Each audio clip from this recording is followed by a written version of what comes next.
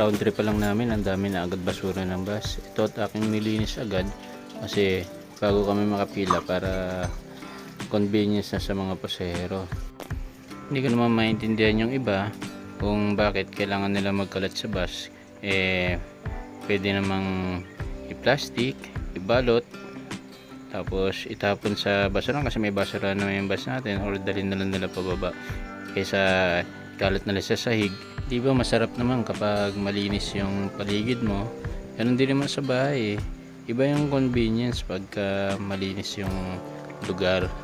Kaya sana yung iba, huwag naman nilang isuksok sa ilalim ng upuan, dyan sa gilid ng upuan.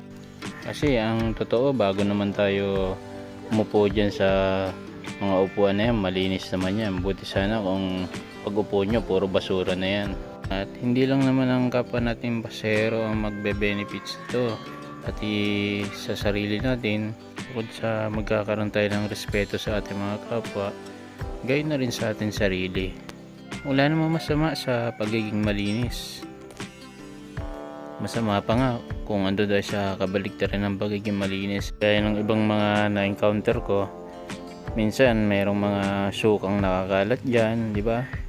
Kung ayaw natin sa malinis, parang ang pangit may mga suka di ba? Para sumuka ka sa sahig tapos aircon, di ba?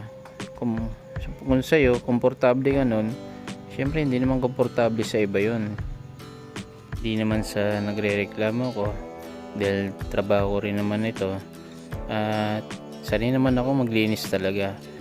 Ang akin lang, kung yung simpleng maliit na kalat na ibulsa mo, yung mga basura mo na ilagay mo sa tamang basurahan, hindi ba ikaw rin naman magbe-benefits nun?